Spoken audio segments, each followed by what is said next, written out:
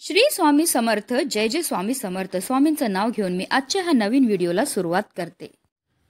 हिंदू धर्मात प्रत्येक महिन्याच्या शुक्ल पक्ष आणि कृष्ण पक्षाच्या तिथीला एकादशी तिथी व्रत केली जाते.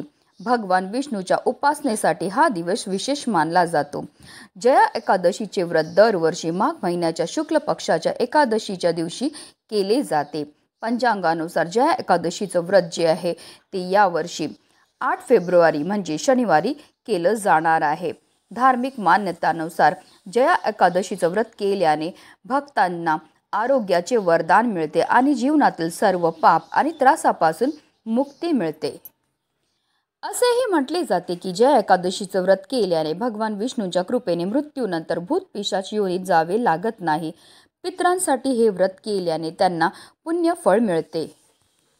जया एकादशीच्या दिवशी वैद्युती योग आणि रवी योग तयार होत आहे. या काळात धार्मिक कामे करणं अत्यंत शुभ मानले जाते. तसेच जया एकादशीच्या पारणाची वेळ जी आहे ती 9 फेब्रुवारीला सकाळी 7:04 ते 9:17 असणार आहे. या वेळेतच आपल्याला व्रताचं पारण हे करायचं आहे. ज्योतिषशास्त्रात या तिथी संबंधित अनेक उपाय सांगितले आहेत आणि जे खूप प्रभावी आहेत.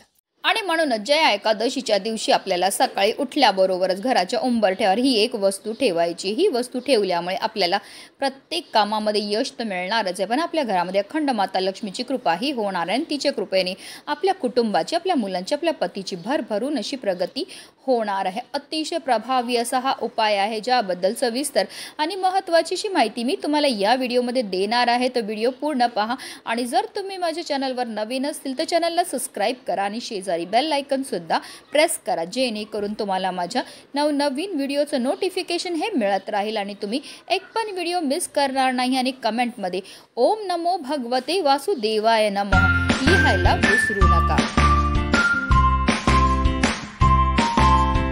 जया एकादशीच्या दिवशी आपल्याला सकाळी ब्रह्ममुहूर्तावर उठून अंथरुणामध्येच आपल्याला श्रीहरी विष्णू आणि माता लक्ष्मीचं स्मरण करायचं. असं म्हटलं जातं की ब्रह्ममुहूर्तावर केलेल्या प्रत्येक कार्यामध्ये आपल्याला 100 पटीने पुण्यफळ हे प्राप्त होत असतं. त्यानंतर आंघोळीच्या पाण्यामध्ये आपल्याला थोडंसं गंगाजल मिसळून स्नान करायची आहे. स्नान केल्यानंतर जर तुम्हाला शक्य असेल तर लाल किंवा पिवळ्या रंगाचे वस्त्र परिधान करा. त्यानंतर आपल्याला सर्वप्रथम देवघरामध्ये दिवा हा प्रज्वलित करून घ्यायचा आहे, कारण कोणतीही सेवा किंवा कोणताही उपाय जर आपण अग्नीच्या साक्षीने केला तर त्यामुळे निश्चितच आपल्याला शुभ फळ हे प्राप्त होत असतं. यानंतर आपल्याला श्रीहरी विष्णूंचं ध्यान करायचं आणि व्रताचा संकल्प हा करून घ्यायचा आहे. आता जर तुमच्याकडे श्रीहरी विष्णूंची मूर्ती असेल तर त्यांना तुम्हाला जलाभिषेक किंवा पंचामृताने अभिषेक हा करायचा. 11 पळी पाणी अर्पण करताना निरंतर आपल्याला ओम नमो भगवते वासुदेवाय नमः या प्रभावी मंत्राचा जप हा करायचा आहे. अभिषेक करून झाल्यानंतर पुन्हा त्यांना स्वच्छ पुसून त्यांच्या स्थानावर ठेवायचं. त्यानंतर आपल्याला विधीपूर्वक श्रीहरी विष्णूंसोबत माता लक्ष्मीची सुद्धा पूजा ही करून घ्यायची. श्रीहरी विष्णूंना पिवळी फळं, पिवळी फुलं अतिशय प्रिय आहेत म्हणून ती आपल्याला त्यांना अर्पण करून घ्यायची. आणि त्यांना सर्वात जास्त प्रिय ती म्हणजे तुळस, म्हणून आवर्जून आपल्याला श्रीहरी विष्णूंना तुळशीचं पत्र हे अर्पण करायचं. जेव्हा आपण हे तुळशीचं पत्र अर्पण करणार आहेत तेव्हा आपल्याला आपल्या मनातली इच्छा बोलून हे तुळशीपत्र अर्पण करायचं. असं केल्यामुळे आपल्यावर श्रीहरी विष्णूंची कृपा होते आणि आपली कठीणातील कठीण इच्छाही पूर्ण होते. त्यानंतर त्यांना आपल्याला हळद, कुंकू, अक्षदा, पिवळी फुलं, धूप, दीप, अगरबत्ती दाखवून घ्यायची आहे. तसेच या दिवशी माता लक्ष्मीसोबत तुळशीच्या पूजनाला सुद्धा विशेष महत्त्व हे दिलं जातं. तुळशी मातेसमोर सुद्धा आपल्याला शुद्ध गाईच्या तुपाचा दिवा हा प्रज्वलित करून घ्यायचे. तसेच तुळशी मातेला आपल्याला आवर्जून तिळ हे अर्पण करायचे आहेत. यानंतर आपल्याला श्रीहरी विष्णूंच्या बीज मंत्राचा जप हा करायचा आहे. ओम नमो नारायणा नमः, ओम नमो नारायण नमः या मंत्राचा आपल्याला 108 वेळा जप हा करायचा. तसेच विष्णू चालीसाचं आणि विष्णू सहस्त्रनामाचं आपल्याला पठण हे करायचं आहे. शेवटी देवी लक्ष्मी आणि विष्णूसह सर्व देवी देवतांची आपल्याला आरती ही करून घ्यायची आहे. संध्याकाळी भगवान विष्णूंची पूजा करून भजन कीर्तन करायचे आहे. दिवसभर आपण फळाहार करू शकतात. दुसऱ्या दिवशी म्हणजेच द्वादशीला आपल्याला व्रताचं पारण हे करायचं आहे. पारण करण्यापूर्वी आपल्याला ब्राह्मणाला अन्न देऊन दान करायचं आहे. हिंदू धर्मात पिंपळाच्या झाडावर सर्व देवी देवतांचा निवासस्थान मानला जातो, ज्यामध्ये शनिदेव देखील प्रमुख आहेत. पिंपळाच्या झाडाला जल अर्पण करून दिवा लावल्याने शनिदेव प्रसन्न होऊन सुख व सौभाग्य प्रदान करतात. तसेच पिंपळाच्या झाडावर लक्ष्मीचा वास असतो। यामुळे शनिवारी पिंपळाच्या झाडाला जल अर्पण केल्याने लक्ष्मी देवीचा आशीर्वाद प्राप्त होतो। तसेच पिंपळाच्या झाडाची प्रदक्षिणा केल्याने आर्थिक संकटांपासून आपल्याला मुक्तता मिळते। स्कंद पुराण या धार्मिक ग्रंथातही या झाडाचा उल्लेख आढळतो, ज्यामध्ये या वृक्षाला भगवान विष्णूंचे संपूर्ण रूप मानले गेले आहे। पिंपळाच्या झाडाच्या मुळाशी भगवान विष्णू वास करतात, कृष्ण त्यांच्या खोडात आणि नारायण स्वतः फांद्यांवर वास करतात। याशिवाय त्यांच्या पानांमध्ये श्रीहरी वास करतात, तसेच सर्व देवी देवतांसुद्धा वास करतात।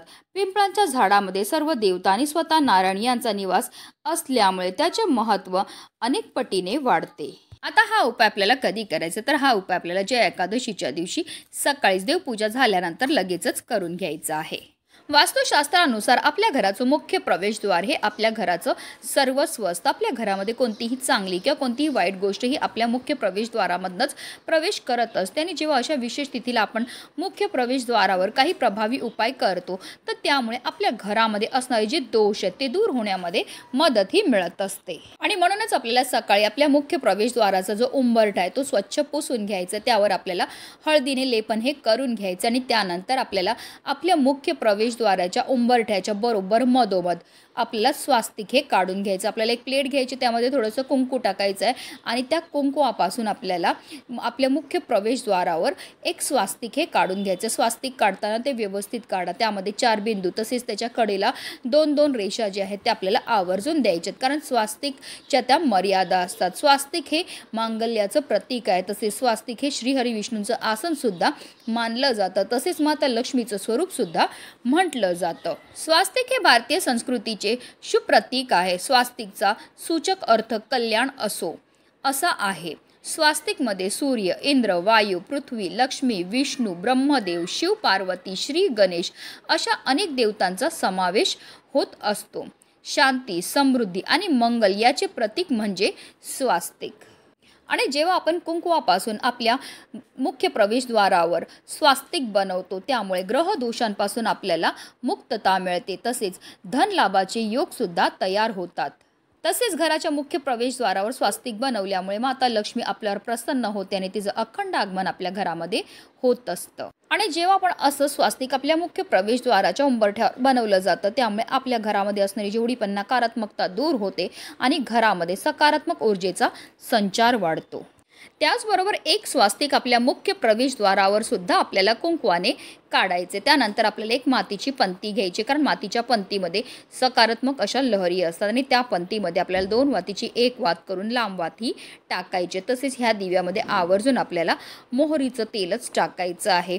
जर काही कारणास्तव तुमच्याकडे मोहरीचं तेल नसेल तर रोजच्या देवपूजेमध्ये जे तेल तुम्ही घेतात ते घ्या आणि त्यामध्ये तुम्हाला चिमूटभर मोहरी ही टाकायची आहे। आता आपल्याला एक प्लेट घ्यायची नाही, त्या प्लेटवर आपल्याला हळदीने एक स्वास्तिक काढून घ्यायचं आहे आणि त्या स्वास्तिकवर आपल्याला हा जो दिवा आहे तो प्रज्वलित करून ठेवायचा आहे आणि हा दिवा जो आहे तो आपल्या मुख्य प्रवेशद्वाराच्या बाहेर आपल्याला लावायचा। जेव्हा बाहेरनं आपण आतमध्ये येतो तर ती जी आपली उजवी बाजू असते त्या उजव्या बाजूला आपल्याला हा दिवा जो आहे तो प्रज्वलित करून ठेवायचा आहे। प्रयत्न करून हा दिवा जो आहे तो सकाळी 9:30 वाजेच्या आतच आपल्या मुख्य प्रवेशद्वारावर लावायचा, कारण असं म्हटलं जातं ब्रह्ममुहूर्तापासून सकाळी 9:30 वाजेपर्यंत एकदा तरी माता लक्ष्मी आपल्या घरामध्ये प्रवेश करत असते आणि जेव्हा आपण असा हा दिवा माता लक्ष्मीच्या स्वागताकरता आपल्या मुख्य प्रवेशद्वारावर लावतो तर त्यामुळे माता लक्ष्मी ही आपल्यावर प्रसन्न होते आणि तिचं अखंड आगमन आपल्या घरामध्ये होत असतं। लक्ष्मी प्राप्ती करता सर्वात प्रभावी असा हा उपाय केल्यामुळे आपल्या जीवनामध्ये असणाऱ्या ज्या आर्थिक समस्या त्यापासून आपल्याला मुक्तता मिळते। मोठ्यात मोठ्या कर्जापासून आपल्याला मुक्तताही मिळत असते। म्हणूनच प्रत्येकाने असा हा लक्ष्मी प्राप्ती करता दिवा जो आहे तो आवर्जून जय एकादशीच्या दिवशी आपल्या मुख्य प्रवेशद्वारावर लावायचा आहे। म्हणूनच व्हिडिओ जास्तीत जास्त लोकांपर्यंत शेअर करा, जेणेकरून प्रत्येकाच्या आयुष्याचं कल्याण हो हीच मनामध्ये इच्छा। श्री स्वामी समर्थ। जय जय स्वामी समर्थ।